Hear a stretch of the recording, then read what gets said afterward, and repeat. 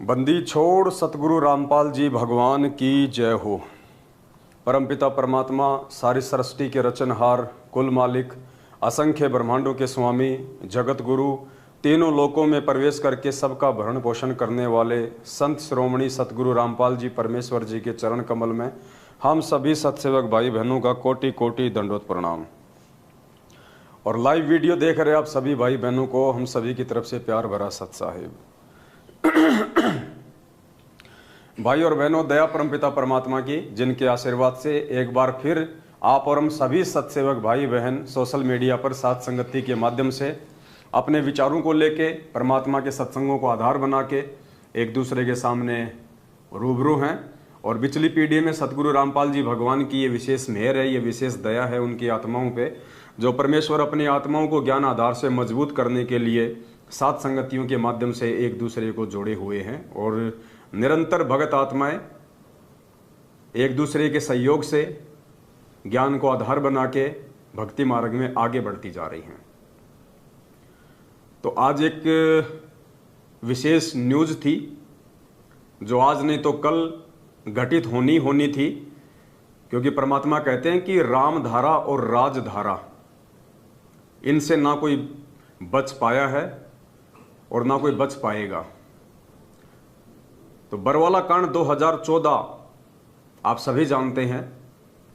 जिस बरवाला कांड को करवाने में वैसे मुख्य भूमिका तो काल भगवान की थी, लेकिन काल भगवान साक्षात प्रकट नहीं होता है।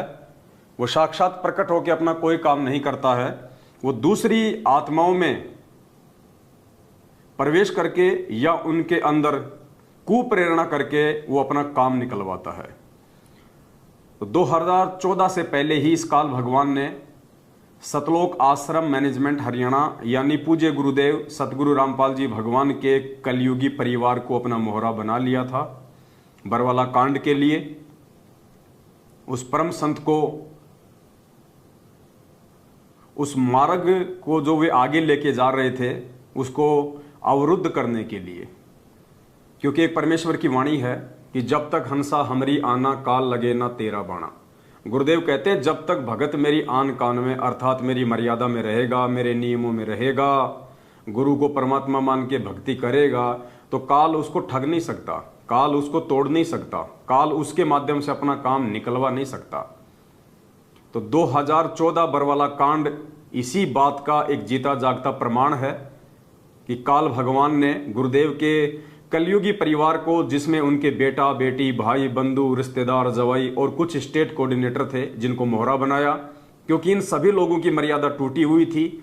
ये सभी लोग सतगुरु को मानुस मानते थे और चापलूसी सतलोक आश्रम बरवाला में पूज्य गुरुदेव जी के छोटे कलयुगी भाई महेंद्र भगोड़े की करते थे। जैसा महेंद्र इनको दिशा निर्देश देता था, गुरुदेव से ज्यादा ये उनकी बातों को महत्व देते थे, जिसके चलते परमात्मा की मर्यादाओं से ये दूर थे। काल भगवान ने इन सभी आत्माओं को मोहरा बनाया और आज आप देख ही रहे इन्होंने संगत को कहां से कहां पहुंचा दिया है। कहां संगत बेचारी परमात्मा की गोद में बैठी हुई थी और कहां पिछले 7 वर्षों से इन्होंने संगत और परमात्मा के बीच में सैकड़ों कोस की दूरी पैदा कर डाली है।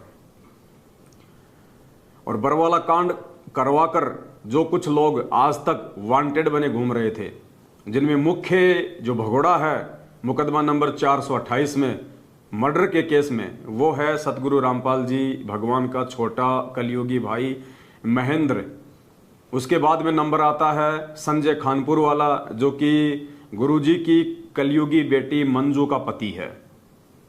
और भी बहुत सारे लोग हैं, कुछ लोग अभी अंदर हैं, कुछ लोग बाहर हैं, भगोड़े की भूमिका में हैं, लेकिन मुख्यतः ये 4-5 लोग ही थे, जिनमें से कुछ लोग तो बरवाला कांड के दौरान ही पकड़े गए थे, कुछ लोग बाद में पकड़े गए जो अभी बाहर जमानत पे घूम रहे हैं। तो आज ऐसा ही एक व्यक्ति पुलिस के हत्थे चढ़ गया है, जो पिछले 7.5 साल से भगोड़े की भूमिका निभा रहा था, यानी मंजू का पति संजय खानपुर वाला रिटायर्ड फौजी, जो आश्रम में सतगुरु रामपाल जी भगवान का बॉडीगार्ड बन के घूमता था, उनका गनमैन बन के घूमता था और पिछले 7 वर्षों से संगत के दान पे हराम के टूक तोड़ रहा था। दास ने उसको सलाह भी दी थी 1-2 बार, वो जयपुर आया था दास से मिलने के लिए। हालांकि दास को उसने काफ़ी कुछ भला बुरा कहा, लेकिन हमें तो कोई फर्क पड़ता नहीं इन सब बातों से। तो उसने कहा था कि मुझे 12,000 रुपये मुझे तनख्वाह मिलती है संगत की तरफ से। तो दास ने कहा, रे नालायक, तू काहे की तनख्वाह ले रहा है? तू हट्टा कट्टा आदमी, मजदूरी कर, कहीं टोकरी गेर, 40-45 साल की तेरी उम्र है, तू क्यों संगत के टुकड़ों पे पल रहा है? और तू खुश होके मेरे को कह रहा है कि मुझे 12,000 रुपये मुझे तनख्वाह मिलती है, जैसे तू लोगों के घर में जाकर तू उनके खेतों के अंदर हल चला रहा हो। तो पुण्यात्मा, हराम के खाने वाला कब तक बचेगा? आज नहीं तो कल पकड़ा तो जाना ही था। परमात्मा के दोषी हैं ये लोग, कब तक छुपते फिरेंगे, कब तक भागते फिरेंगे? तो देर सवेर बाकी लोगों का भी नंबर आएगा, इसमें कोई दो राय नहीं है। आज संजय खानपुर वाले का नंबर आया है। अब बेटे की अच्छे से जो है उसकी खातरदारी होगी जवाई राजा की, जैसे जवाई राजा की ससुराल में खातरदारी होती है ना, चावल बनाते हैं, फिर घी डालते हैं, फिर बूरा डालते हैं, सास उसके पास में बैठ जाती है हैं। अब वो पुलिस वाले सास बन के उसके पास बैठेंगे और ढंग से उसका जो रिमांड जिसको हम कहते हैं ना, अब अच्छे से होगा। अब क्योंकि 7 साल से जितना संगत का खाया है वो परमात्मा निकालेगी पीगा। तो हम आगे बढ़ेंगे, क्योंकि एक पीला पर्चा सतलोक आश्रम मैनेजमेंट हरियाणा वालों ने उसी विषय पे अभी शाम को 7 बजे भेजा है। बताओ, 7 बजे भी गुरुजी तो बिल्कुल हाजिर जवाब रहते हैं इनके लिए। चाहे रात को 12 बजे गुरुजी से जवाब मंगा लो, बिल्कुल तैयार रहते हैं परमात्मा इनके लिए। बताओ ये कौन सा टाइम है? देखो ऊपर टाइम लिखा हुआ है, ये देखो इधर, समय 7 PM। बताइए, और तारीख कितनी? आज ही आया है 23 जून 2022, यानी आज की डेट है। अभी तकरीबन 2 घंटे पहले आया है 7 बजे, जबकि जेल 4:30-5 बजे ही बंद हो जाती है। लेकिन 7 बजे का इन्होंने ये पर्चा भेजा है कि 7 बजे संत रामपाल जी महाराज जी ने हिसार जेल से सर्व संगत के लिए एक स्पेशल फरमान भेजा है। तो फरमान आपको एक बार पढ़ के सुना देते हैं। और पकड़ाने वाले भी मैनेजमेंट के ही लोग हैं। दास ने आपको एक बार कहा था पुण्यात्माओं कि मैनेजमेंट के अंदर 3-4 गुट बने हुए हैं। मैनेजमेंट में 3-4 खेमे बने हुए हैं, और इन लोगों ने केवल संगत को मोहरा बना के धर्म को धंधा बना रखा है। इन्हें भक्ति से, ज्ञान से कोई मतलब नहीं है। ये यदि ज्ञान प्रचार करवाते हैं तो सिर्फ अपने स्वार्थ के लिए करवाते हैं कि ज्यादा से ज्यादा लोग नाम दीक्षा लेंगे तो ज्यादा से ज्यादा हमारे पास ज्योति, दान और पाठ का पैसा आएगा। वरना इन लोगों को कोई मतलब नहीं है दुनिया में ज्ञान फैलाने का। अगर इनको खुद को ज्ञान होता, अगर इन मैनेजमेंट वालों को, सतलोक आश्रम वालों को, गुरुजी के परिवार वालों को अगर खुद को ही ज्ञान होता, आध्यात्मिक ज्ञान होता या कोई सामाजिक ज्ञान होता, पुण्यात्माओं ये बरवाला कांड ही ना होता। अगर इनको खुद को ज्ञान होता तो परमात्मा के बच्चों को कौन वहां पे काले कपड़े पहना के बैठा था? कौन परमात्मा के बच्चों को उनके हाथों में डंडे, लठ, पत्थर, पेट्रोल बम और बंदूक देके पुलिस वालों के सामने मरने मारने के लिए खड़ा करता? तो इनको खुद को ही ज्ञान नहीं, दुनिया को क्या शिक्षा देंगे? ये जितने भी टीवी चैनलों पे इन्होंने सत्संग चलवा रखे हैं, बेचारे भोले भाले भक्तों को मोहरा बना के फ्री के मजदूर पकड़ के जो ये गांव-गांव में जो पुस्तकें बंटवाते हैं केवल अपने धार्मिक धंधे के लिए। इन्हें केवल अपने धंधे से मतलब है, संगत से मतलब नहीं है, इनको दुनिया से मतलब नहीं है, इनको भक्ति और भगवान से मतलब नहीं, इनको केवल पैसों से मतलब है कि बस पैसे मिलते रहें, हमारा काम होता रहे। और दास का ये जो भगोड़ा जो पकड़ा गया है, बरवाला कांड का मुख्य दोषी मंजू का पति संजय खानपुर वाला, मेरा इससे कोई राग द्वेष नहीं है। ना इसने मेरी कोई जमीन हड़प रखी है, ना इसने मेरे कोई पैसे मार रखे हैं, ना मैंने उसकी जमीन हड़प रखी है, ना मैंने उसके कोई पैसे मार रखे हैं। लेकिन जो सत्य है वो कहना हमारी सेवा है। ये परमात्मा का दोषी है, इसलिए पूरी संगत का दोषी है ये। और 7.5 साल से संगत के दान पे हराम के टूक तोड़ रहे थे ये। आज ये पकड़ा गया है देर सवेर, क्योंकि कहते हैं ना कि परमात्मा के घर में देर है, अंधेर नहीं है। तो एक ना एक दिन सबका नंबर आएगा, और ये समय नजदीक आता जा रहा है। ये परमेश्वर के बाहर आने का भी समय नजदीक आता जा रहा है, और परमेश्वर उसी दिन बाहर आएंगे जिस दिन ये सारे के सारे दोषी, चाहे वो क्रोथा कांड के हों, चाहे बरवाला कांड के हों, ये महेंद्र भगोड़े से लेके जितने भी भगोड़े हैं, जितने भी ये दोषी लोग हैं, जब तक ये लोग सलाखों के पीछे अंदर नहीं हो जाते हैं तब तक परमात्मा बाहर नहीं आने वाले। तो धीरे धीरे एक एक करके सारे भगड़ों का नंबर आ रहा है, सब अंदर जाएंगे, सबकी हड्डियां टूटेंगी। और अब क्या करेगा ये जाके, जैसे इसके बाकी भाइयों ने किया था, जेल जाके गुरु जी के खिलाफ ही बॉन्ड भर देगा, गुरु जी के खिलाफ अपने बयान देगा। जब पिछवाड़े पे डंडे पड़ेंगे तो गुरु जी के खिलाफ पुरुषोत्तम की तरह, रामकुमार ढाका की तरह, बलजीत की तरह ये लिख लिख के दे देगा वहां पे कि साहब हमने कुछ नहीं किया, हमसे जो भी करवाया संत रामपाल जी महाराज जी ने करवाया। संत रामपाल जी महाराज जी के कहने पे हमने कमांडो बनाए, संत रामपाल जी महाराज जी के कहने पे हमने पेट्रोल बम रखवाए, हमने भक्तों को मेन गेट पे बैठाया, क्योंकि संत रामपाल जी महाराज जी नहीं चाहते थे कि मैं कोर्ट में जाऊं। सारा का सारा ब्लेम, पूरा का पूरा ठीकरा गुरु जी के सिर पे फोड़ दिया जाएगा। हो सके तो अखबारों की कटिंग में आजकल में इसके बयान आने शुरू हो जाएंगे, आप जी देख लेना। सेम टू सेम यही बातें आपके सामने आएंगी जो आज से पहले बाकी जो है पकड़े गए लोगों के बयान आए थे। तो देर सवेर नंबर आया और नंबर आएगा, बाकी लोगों का भी आएगा और उन मनवश लोगों को भी अपने कुकर्मों की सजा मिलेगी। उन नामदान संचालक और उन कोऑर्डिनेटरों को भी अपने प्रत्येक कुकर्म की सजा मिलेगी जो उस परमेश्वर के बच्चों को ये फर्जी नामदान केंद्र खोल खोल के ज्योति पाठ और दान के आदेश बता बता के इन फर्जी आश्रमों में भेज भेज के बेचारों को भक्ति धन से और आर्थिक रूप से उनको ठग रहे हैं। नंबर उनका भी आएगा, भले उनका नंबर पुलिस की पकड़ में ना आवे, लेकिन जैसे अभी 4-5 दिन पहले मध्य प्रदेश के मांडला का तहसील कोऑर्डिनेटर राकेश दास सारनामी जो अभी हार्ट अटैक से जो मरा है, उसके 1 महीने पहले बिहार का स्टेट कोऑर्डिनेटर राजदेव बाबू बाथरूम में बैठा बैठा ही मर गया, हार्ट अटैक। उससे पहले गुजरात का कोऑर्डिनेटर कानू दास वो मर गया। तो पुण्यात्मा धीरे धीरे सबका नंबर आएगा। उससे पहले जम्मू कश्मीर का स्टेट कोऑर्डिनेटर ताराचंद वो हॉस्पिटल में मरा, अकाल मौत बीमारी से। और आए दिन संगत तो आलू टमाटर की तरह मर ही रही है।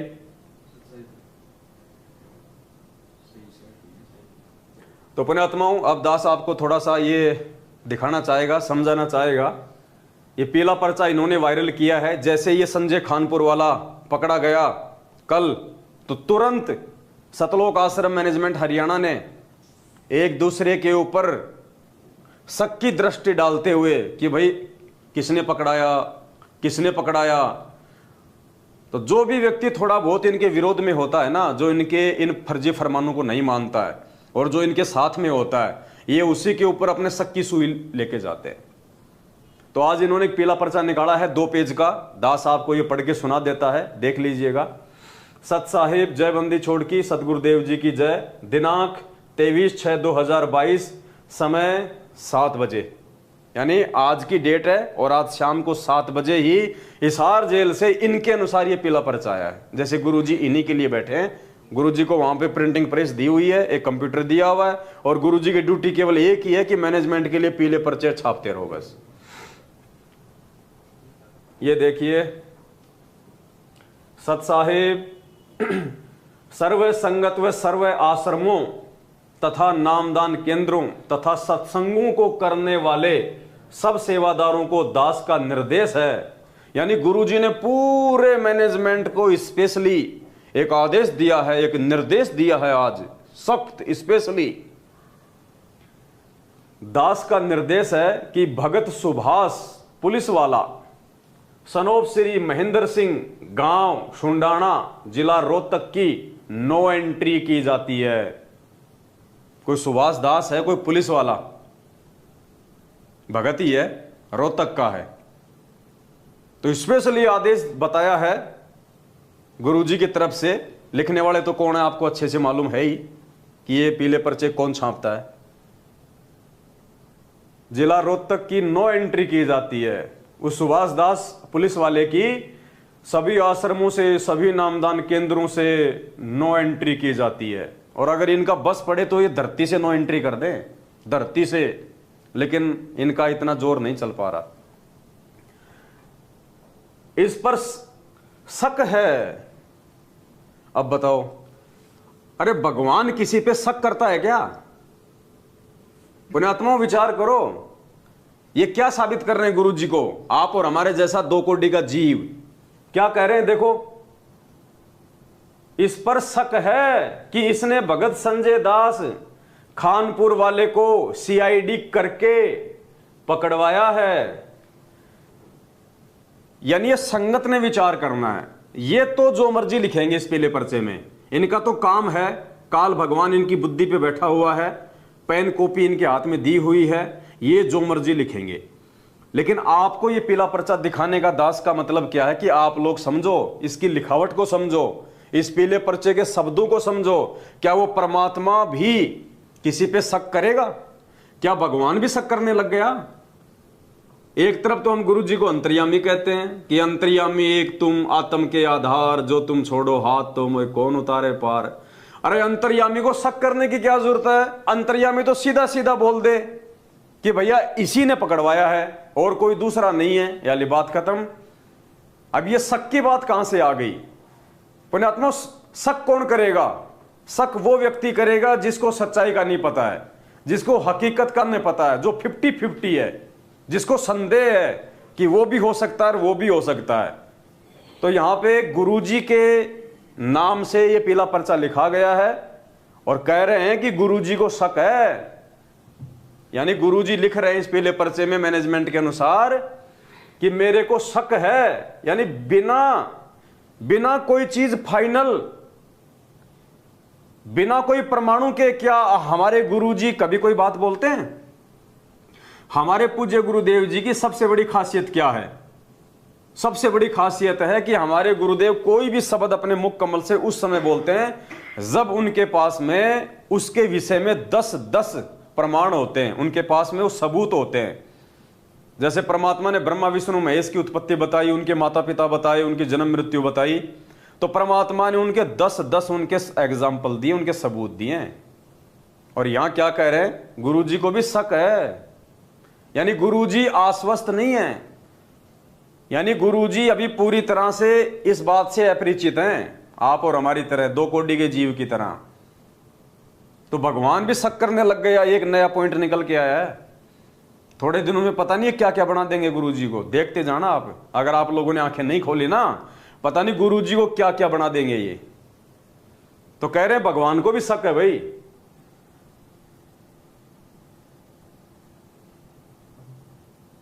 श्री महेंद्र सिंह, गांव सुंडाना, जिला रोहतक की 9 एंट्री की जाती है। इस पर शक है कि इसने भगत संजय दास खानपुर को सीआईडी करके पकड़वाया है। अब दूसरी बात पुण्यात्माओं, परमात्मा ये पीला पर्चा क्यों लिखेंगे? अरे जो जैसे कर्म करेगा अपना भोगेगा, अपना पाएगा। गुरुजी क्यों पक्ष लेंगे एक भगोड़े का? एक भगोड़े व्यक्ति का गुरुजी क्यों पक्ष लेंगे? विचार करो पुण्यात्माओं। परमात्मा ने अपना खुद का पक्ष नहीं लिया। और कोर्ट में क्या कहा था गुरुजी ने हंसते हुए जब उनको सजा सुनाई गई कि भैया ऊपर वाला देखेगा, परमात्मा देखेगा हमारा, तो हंसते हुए। तो यहां गुरुजी कैसे किसी का जो है वो पक्ष लेंगे?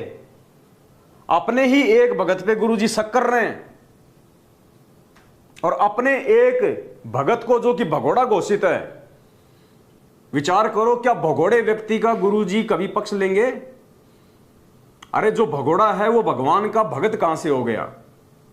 भगवान का भगत कभी भगोड़ा नहीं हो सकता, क्योंकि भगत कभी कोई गलत काम नहीं करता। और जो गलत काम करता वो जो है वो भगत नहीं होता। और जो भगत होगा वास्तव में वो भगेगा नहीं, वो भगोड़ा नहीं होता। और फिर भी जो व्यक्ति 7.5 साल से पुलिस के आगे बरवाला कांड के बाद में भगोड़ा बन के घूम रहा है, तो सबसे बड़ा दोषी है वो। अगर ये संजय खानपुर वाला, ये मंजू का ये पति, अगर बरवाला कांड में इसका कोई दोष नहीं था, अगर ये दोषी नहीं है, तो इसको भगोड़ा बन के भगने की क्या जरूरत थी? जैसे हमारे गुरुदेव पुलिस के साथ चले गए, ये भी चला जाता। इसको भी अपने गुरुजी पे विश्वास होना चाहिए था, इसको भी अपने भगवान पे विश्वास होना चाहिए था कि भाई ये तो परीक्षा है, जब हमारे गुरुजी नहीं भग रहे तो हम क्यों भगे? देखा जाएगा, हम सत्य हैं, जीत हमेशा सत्य की होती है, आज नहीं तो कल। परमात्मा कभी तो हमारी सुनेगा, जैसा कि पूज्य गुरुदेव जी कहते हैं। तो इसको भगने की जरूरत क्या थी? पुलिस के आगे भगोड़ा बन के, चोर बन के। इसका मतलब ये दोषी है। और दास तो भाई आई विटनेस है, आई विटनेस। मैं तो था बरवाला कांड में, मेरे को भी इन्होंने छोटा मोटा कमांडो बनाया हुआ था वहां पे। तो मुझे तो मालूम है कि बार बार यही आदेश लेके आता था। गुरुजी का आदेश आ गया, भक्तों गुरुजी तुम्हारी सेवा से अति प्रसन्न हैं। हम फूल जाया करते, वाह भाई वाह, आज तो मौज होगी। भक्तों सबको सार नाम मिलेगा, गुरुजी ने बोल दिया है। जिसको प्रथम नाम है उसको सतनाम मिलेगा, जिसको सतनाम है उसको सार नाम मिलेगा। बरवाला कांड होते ही बताइए, ये भगोड़ा आदमी आज जब ये पकड़ा गया तो गुरुजी इसका पक्ष लेंगे। अब आप देखते जाओ आगे आगे। इस पर शक है कि इसने भगत संजय दास खानपुर को सीआईडी करके पकड़वाया है। इसी के पुलिस विभाग के व्यक्ति ने तो यहां तक बताया है कि यह सुभाष हिसार से रोहतक इसी शर्त पर बदला गया है, इसने अपने भक्तों को पकड़वाने का वायदा किया है। अब आगे क्या लिखा जा रहा है कि जो इसके साथी भगत हैं, जो पुलिस में हैं, इसके डिपार्टमेंट में हैं, सुभाष के डिपार्टमेंट वाले तो यहां तक कह रहे हैं कि ये पहले हिसार में था ये पोस्टेड, और इसको रोहतक में केवल इसीलिए पोस्टेड किया गया है कि इसने बरवाला कांड के जो भगोड़े भगत हैं उनको पकड़वाने का वायदा किया था हरियाणा प्रशासन को कि आप लोग मेरा जो तबादला है वो हिसार से रोहतक कर दो, और मैं वादा करता हूं कि बरवाला कांड के जितने भी भगोड़े हैं एक एक करके मैं सबको पुलिस को पकड़वा दूंगा। मतलब ये कंफर्म न्यूज बता रहे हैं गुरुजी। अगर ये कंफर्म है तो फिर पुण्यात्मा, फिर ऊपर वो शक कौन कर रहा है? फिर शक करने की गुंजाइश कहां रह गई? फिर जब इतना कंफर्म हो गया, इसके डिपार्टमेंट वाले यहां तक बता रहे हैं कि इसका तो प्रमोशन, इसका तो तबादला इसलिए हुआ है हिसार से रोहतक में कि इसने भक्तों को पकड़वाने का वायदा किया था, तो फिर शक की बात कहां रह गई? फिर गुरुजी शक क्यों लिखेंगे ऊपर कि हमें शक है? जब इतना बड़ा पुख्ता प्रमाण आ गया सामने, उसी के लोगों ने कह दी ये बात, फिर वो शक की बात यहां पे गुरुजी क्यों करेंगे कि हमें शक है?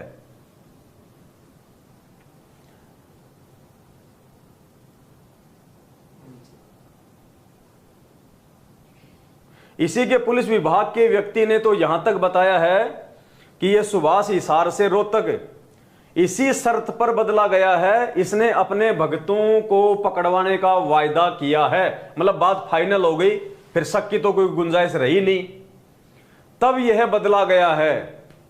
यह कौन? यह सुभाष 12, 13, 14 जून 2022 परमात्मा के प्रकट दिवस पर तीनों दिन रोहतक के सिंहपुरा आश्रम में सेवा के बहाने रहा था। 3 दिन का जो ये प्रकट दिवस था ना, कागज की फोटो का, ये रोहतक के सिंहपुरा आश्रम में भी मनाया गया था। तो कह रहे हैं कि तीनों दिन ये वहां भंडारे में मौजूद था, ये सुभाष पुलिस वाला। अच्छा, रोहतक के सिंहपुरा आश्रम में सेवा के बहाने रहा था, जैसा इसी के विभाग के व्यक्ति ने बताया। यह भी फाइनल है। जब तक इसका जवाब नहीं आता तब तक इसकी नो एंट्री की जाती है। शक तब और दृढ़ हो जाता है जब इसने, सुभाष ने, बेटी मंजू के पूछने पर कि क्या आपको पता है कि संजय मंजू के बटेऊ को पुलिस ने पकड़ लिया है, यानी कह रहे हैं कि उस समय शक और ज्यादा मजबूत हो जाता हमारा सुभाष के ऊपर जब संजय की धर्मपत्नी मंजू, जो कि गुरुजी की बेटी है, उसने इसको फोन किया और पूछा कि सुभाष भाई क्या तुम्हें पता है संजय पकड़ा गया, मेरा पति पकड़ा गया? तो इसने कहा कि हाँ मुझे पता है, पकड़ा गया, अभी 1 घंटे पहले तो पकड़ा गया। उसे तो 1 घंटा हो गया है पकड़े हुए। रोहतक की एसटीएफ टीम ने पकड़ा है। उसी एसटीएफ टीम में सुभाष भेष बदल कर आया है। ये भगत, ये गलत मिसप्रिंट है। भगत बदल कर तो मतलब है नहीं, भेष बदल कर ही होगा। यानी उस जिस रोहतक की जिस एसटीएफ टीम ने इस संजय खानपुर इस भगोड़े को जो पकड़ा है, कह रहे हैं कि उसी टीम का सदस्य था ये सुभाष। बेटी मंजू ने कहा कि भाई आपको पता था तो बताया क्यों नहीं? उत्तर था कि ध्यान नहीं रहा, कि भाई मैं भूल गया बताना, मुझे मालूम था कि तेरा पति पकड़ा गया और घंटा भर हो गया, लेकिन मैं बताना भूल गया। अब देखिए आगे क्या कह रहे हैं गुरुजी इन लोगों की तरफ से। यदि भगत सुभाष का स्पष्टीकरण संतोषजनक नहीं मिला तो इसको गुरुद्रोही घोषित किया जाएगा। अब पहले तो उस पर इतने शक किए जा रहे हैं, फिर उसके डिपार्टमेंट के लोग भी बता रहे हैं, और अभी भी क्या कह रहे हैं कि एक बार सुभाष से पूरी बात कर लो। अगर संतोषजनक कोई जवाब नहीं मिलता है तो फिर उसको गुरुद्रोही घोषित कर दो। यानी गुरुद्रोही, फिर इसका मतलब गुरुजी घोषित नहीं कर रहे, गुरुद्रोही तो मैनेजमेंट घोषित करेगा। अगर मैनेजमेंट अगर संतुष्ट हो गया तो ठीक है, ये गुरु भगत है, और मैनेजमेंट यदि संतुष्ट नहीं हुआ तो ये गुरुद्रोही है। तो विचार करो भाइयों, गुरुद्रोही कौन घोषित कर रहा है? गुरुजी कर रहे हैं या मैनेजमेंट गुरुद्रोही घोषित कर रहा है? देखो ये क्या लिख रहे हैं, यदि भगत सुभाष का स्पष्टीकरण संतोषजनक नहीं मिला तो इसको गुरुद्रोही घोषित किया जाएगा। यदि सच में यह गलती की है तो परमात्मा का दोषी है।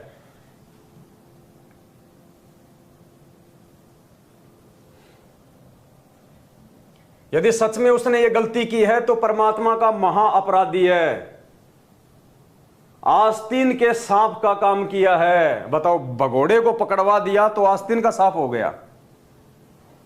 गुरु गद्दारों को यदि किसी ने पकड़वा दिया तो ये तो नेक काम है, आज नहीं तो कल ये तो वैसे पकड़े जाते। और मान लो पुण्यात्माओं, अगर इसको ये सुभाष ने नहीं पकड़वाया होता और पुलिस ने ही पकड़ लिया होता तो क्या पुलिस को भी गुरुद्रोही घोषित करते? बताओ, क्या पुलिस को भी गुरुद्रोही घोषित करते? ये किसकी भाषा है ये पीले पर्चों में? थोड़ा विचार करो आप लोग। महाअपराधी है, आस्तीन के सांप का काम किया है, अगले आदेश तक इसे संपर्क काटें, इसको मिशन की कोई जानकारी ना दें, मत दो जानकारी। जो काम था वो तो इसने कर दिया, अब बाढ़ में गई तुम्हारी जानकारी, क्यों चाहिए इसको मिशन की जानकारी? और तुम लोग जो शब्द जो ये लिख रहे हो ना कि इसको मिशन की जानकारी ना दें, तुम लोग खुद ही आतंकवादी वाले काम कर रहे हो। अरे अगर तुम भगत हो, तुम्हारा काम अगर विश्व कल्याण का है तो नालायकों, तुम्हारे मिशन में कौन सी AK-47 बंदूकें बन रही है जिसकी जानकारी हो जाएगी तो बहुत बड़ा नुकसान हो जाएगा। अरे भगत कभी कोई छुपा के काम करता है क्या? भगत कोई आतंकवादी होता है क्या? भगत कोई 2 नंबर का काम करता है क्या जो उसके मिशन की जानकारी हो जाएगी? तुम ज्यादा से ज्यादा क्या करते हो? पुस्तकें छपाते हो, टीवी पे सत्संग चलवा रहे हो, भगतों से दान का पैसा खा रहे हो।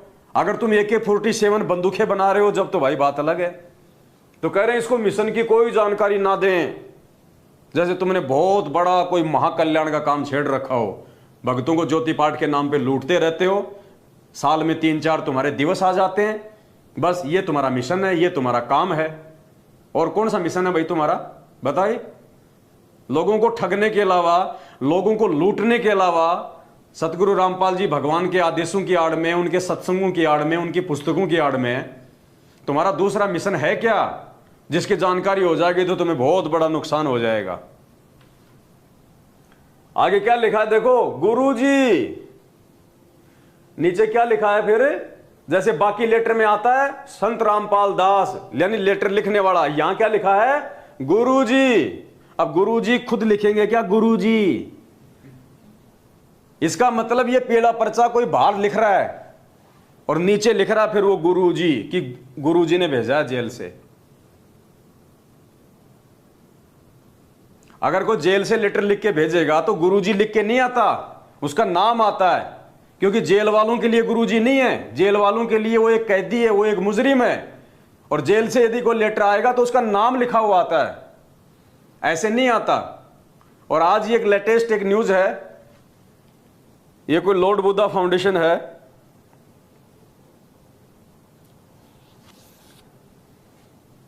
है क्या आपके पास? मेरे को भेजना। भगत जी आप भेजो मेरे उस पर दूसरे नंबर पे भेजो, 827384 वाले पे। मध्य प्रदेश की कोई संस्था है लॉर्ड बुद्धा फाउंडेशन, आप सब जानते भी होंगे। पहले ये लोग ठीक थे, बीच में फिर इन्होंने खुद भी गुरुजी की जमानत के नाम पे अपना धंधा शुरू कर दिया। तो इन्होंने अभी महीने भर पहले हिसार जेल में कोई आरटीआई लगवाई थी कि भाई हिसार जेल से संत रामपाल जी ने कोई लेटर, कोई वीडियो, कोई ऑडियो, कोई पत्र, कुछ संदेश कोई भेजे हैं क्या आज तक 7 साल से जब से वे जेल में गए हैं। तो उसका जवाब आया है कि हिसार जेल से कोई भी ऑडियो, कोई भी वीडियो, कोई भी लेटर, कोई भी संदेश, कोई भी चिट्ठी उनकी तरफ से बाहर नहीं भेजी गई है, ना कोई पुस्तक भेजी गई है। आज स्पष्ट वो आरटीआई में लिखा हुआ है। और कितनी आरटीआई पहले लग चुकी हैं इन्हीं मुद्दों को लेके। हर बार जवाब आता है सुनने, यानी कुछ नहीं भेजा गया जेल से, बाहर से लोग कोई धोखाधड़ी कर रहे हैं, कोई फ्रॉडबाजी कर रहे हैं। भेज दिया गया।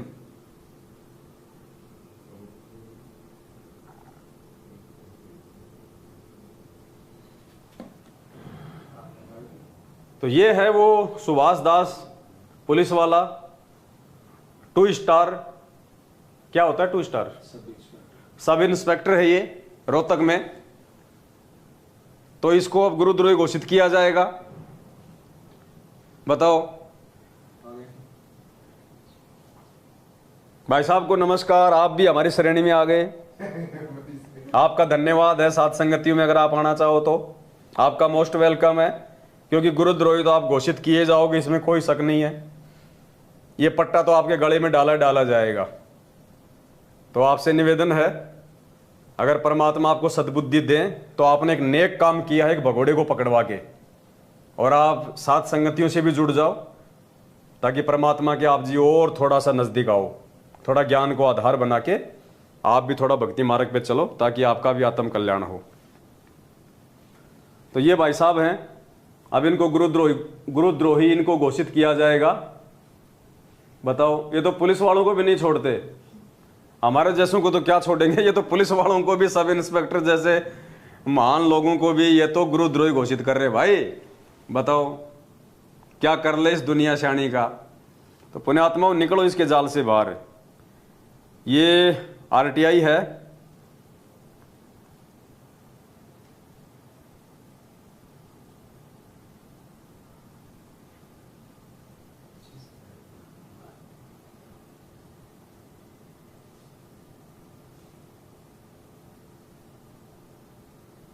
ये दास आपको थोड़ा पढ़ के सुनाएगा।